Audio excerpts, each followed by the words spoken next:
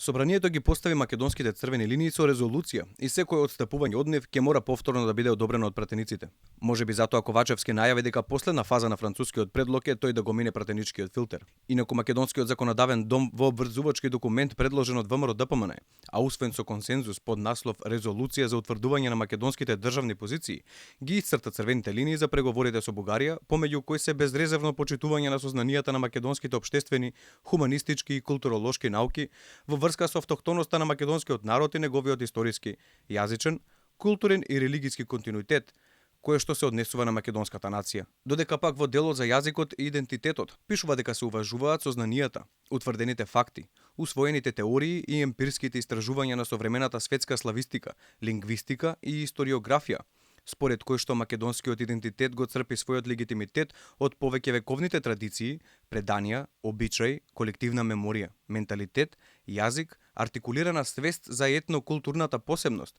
додека пак македонскиот јазик и неговите дијалектни разновидности имаат свој просторен и свој временски континуитет.